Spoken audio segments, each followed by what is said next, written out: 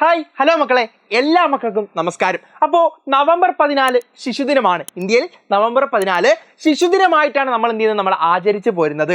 എന്നാൽ ലോകത്തെല്ലായിടത്തും മറ്റൊരു ദിവസമാണ് ശിശുദിനം. നിങ്ങൾക്കറിയാവോ, നവംബർ 20 അന്താരാഷ്ട്ര ശിശുദിനം എന്ന് പറയുന്നത്. അപ്പൊ നവംബർ 14 നമ്മുടെ ഇന്ത്യയിലെ ശിശുദിനാണ്. നമുക്ക് ഏറ്റവും പ്രിയപ്പെട്ട ഇന്ത്യയുടെ പ്രഥമ പ്രധാനമന്ത്രി ആയിട്ടുള്ള എന്ന് പറഞ്ഞാൽ ആദ്യത്തെ പ്രധാനമന്ത്രി ആയിട്ടുള്ള, അതുപോലെ തന്നെ കുട്ടികൾക്ക് ഏറെ പ്രിയപ്പെട്ട കുട്ടികളുടെ ചാച്ചാജിയായ ജവഹർലാൽ നെഹ്റുവിന്റെ ജന്മദിനമാണ് ഇന്ത്യയിൽ ശിശുദിനമായി നമ്മൾ എന്ത് ചെയ്യുന്നത്, നമ്മൾ ആഘോഷിക്കുന്നത്.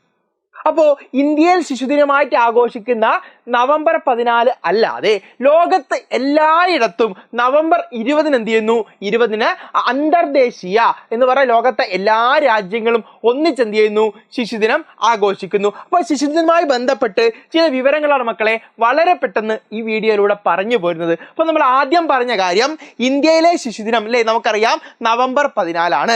ഇനി ലോകത്താകമാനം ശിശുദിനം ആഘോഷിക്കുന്നത് ലോക ശിശുദിനം, അന്താരാഷ്ട്ര ശിശുദിനം എന്നിങ്ങനെ ചോദിക്കുമ്പോൾ നമുക്ക് എന്ത് പറയാടാ, അത് നവംബർ 20. നവംബർ 20 ശിശുദിനമായി ആഘോഷിക്കാൻ ഒരു കാരണമുണ്ടായിരുന്നു. ആ കാരണമാണ് ഇവിടെ സൂചിപ്പിക്കുന്നത്. ലോക ശിശുദിനം നവംബർ 20 ആഘോഷിക്കുന്നത് 1959 മക്കളെ, 1959 ഐക്യരാഷ്ട്രസഭയുടെ പൊതുസഭ കുട്ടികളുടെ അവകാശ പ്രഖ്യാപനം അംഗീകരിച്ച തീയതിയായിരുന്നു ഇത്. കുട്ടികളുടെ അവകാശങ്ങൾക്ക് വേണ്ടി ആ അവകാശങ്ങൾ പ്രസിദ്ധീകരിക്കുകയും അത് ഐക്യരാഷ്ട്രസഭ ലോകരാജ്യങ്ങളുടെ അസംബ്ലി അത് അംഗീകരിക്കുകയും ചെയ്തു. ആ അംഗീകരിച്ച ദിവസമാണ് നവംബർ 20 എന്ന് പറയുന്നത്. അതുകൊണ്ട് ആ വർഷം മുതൽ, ഏത് വർഷം മുതൽ, 1959 മുതൽ ലോകത്ത് എല്ലായിടത്തും ശിശുദിനമായിട്ട് എന്ത് ചെയ്യുന്നു, ശിശുദിനമായി ആചരിച്ചു വരുന്നു.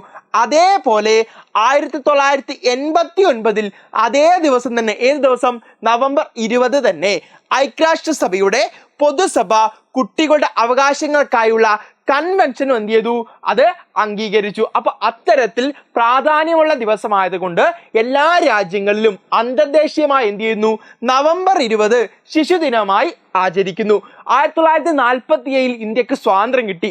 ഇന്ത്യക്ക് സ്വാതന്ത്ര്യം കിട്ടിയതിന് ശേഷവും നമ്മളും സ്വീകരിച്ചിരുന്നത്, നമ്മളും ആചരിക്കുന്നത് ശിശുദിനം നവംബർ 20 ആയിരുന്നു. എന്നാൽ മക്കളെ, ഇന്ത്യയിൽ മറ്റൊരു പ്രത്യേകതയുണ്ട്. ഇന്ത്യയുടെ പ്രത്യേകത എന്താ? ഇന്ത്യയിൽ നവംബർ 14 നമ്മൾ എന്ത് ചെയ്യുന്നത്, നമ്മൾ ശിശുദിനം ആഘോഷിക്കുന്നത്. എന്ന് മുതൽ ആ ചരിത്രമാണ് ഇനി മാഷ് പറയാൻ വേണ്ടി പോകുന്നത്. ഇന്ത്യയുടെ പ്രഥമ പ്രധാനമന്ത്രി ജവഹർലാൽ നെഹ്റുവിന്റെ ജന്മദിനമാണ് ഇന്ത്യയിൽ നവംബർ 14. 1889 നവംബർ 14 അലഹബാദിലാണ് അദ്ദേഹം ജനിച്ചത്. നെഹ്റുവിനോടുള്ള ആദര സൂചകമായി ഇന്ത്യയിൽ അദ്ദേഹത്തിന്റെ ജന്മദിനമായ നവംബർ 14 ശിശുദിനമായി എല്ലാ വർഷവും ആചരിക്കുകയാണ്. അപ്പൊ ഇന്ത്യയിൽ ഏത് ദിവസമാണ്? നവംബർ 14. ലോകത്താകെ നവംബർ 20 1947 ഇന്ത്യക്ക് സ്വാതന്ത്ര്യം കിട്ടിയത് മുതൽ നമ്മളും ഏതായിരുന്നു, നവംബർ 20 തന്നെയാണ് ആഘോഷിച്ചിരുന്നത്. എന്നാൽ അതിന് മാറ്റമുണ്ടായത് എപ്പോഴാണ്? അതാണ് പറയുന്നത്. ജവഹർലാൽ നെഹ്റുവിന്റെ മരണശേഷം, അദ്ദേഹം മരിക്കുന്നതിന് ശേഷം അല്ലെ, മരണശേഷം അദ്ദേഹത്തെ ആദരിക്കുന്നതിനായി 1964 പാർലമെന്റ് ഏകകണ്ഠമായി ഒരു പ്രമേയം പാസാക്കി. അദ്ദേഹത്തിന്റെ ജന്മദിനം ശിശുദിനത്തിൽ ഔദ്യോഗിക തീയതിയായി പ്രഖ്യാപിച്ചു. അപ്പൊ 47 മുതൽ 1964 വരെ നമ്മൾ എന്ത് ചെയ്തു, നമ്മൾ നവംബർ 20 ശിശുദിനമായി ആഘോഷിച്ചത്.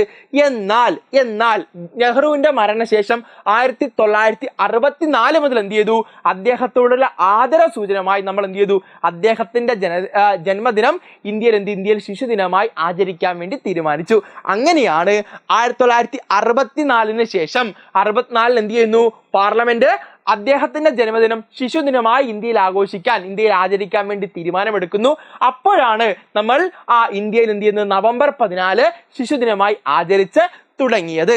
ശിശുക്കളുടെ വികാസത്തിനും വിദ്യാഭ്യാസത്തിനും വേണ്ടി ജവഹർലാൽ നെഹ്റു നൽകിയ സംഭാവനകൾ കണക്കിലെടുത്താണ് അദ്ദേഹത്തിന്റെ ജന്മദിനം രാജ്യത്ത് ശിശുദിനമായി ആചരിക്കാൻ തീരുമാനിച്ചത്. അപ്പോൾ കുട്ടികളെ ഏറെ ഇഷ്ടപ്പെടുന്ന വ്യക്തിയാണ്.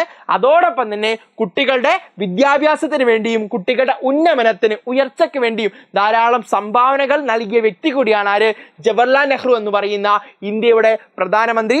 അപ്പൊ അദ്ദേഹത്തിന്റെ ആദര സൂചനമായിട്ട് നമ്മൾ എന്ത് ചെയ്യും, നമ്മൾ നവംബർ 14 1964 ശേഷം ഇന്ത്യയിൽ ശിശുദിനമായി ആചരിക്കാൻ വേണ്ടി തീരുമാനിച്ചത്. ഇനിയോ ഇദ്ദേഹം പറഞ്ഞ പ്രധാനപ്പെട്ട വാക്കുകളാണ് മക്കളെ ഇവിടെ എഴുതി വെച്ചിട്ടുള്ളത്. ഇന്നത്തെ കുട്ടികൾ നാളത്തെ ഇന്ത്യയെ വാർത്തെടുക്കും. ആര് പറഞ്ഞ വാക്കുകൾ? ജവഹർലാൽ നെഹ്റു. ഇന്നത്തെ കുട്ടികൾ നാളത്തെ ഇന്ത്യയെ വാർത്തെടുക്കും. ആര് പറഞ്ഞതാണ്? ജവഹർലാൽ നെഹ്റുവിന്റെ വാക്കുകളാണ്. അതുപോലെ ഈ രാജ്യത്തിന്റെ ഭാവി നാം എങ്ങനെ കുട്ടികളെ വളർത്തുന്നു എന്നതിനെ ആശ്രയിച്ചിരിക്കുന്നു. ഈ രാജ്യത്തിന്റെ ഭാവി നാം എങ്ങനെ കുട്ടികളെ വളർത്തുന്നു എന്നതിനെ ആശ്രയിച്ചിരിക്കുന്നു.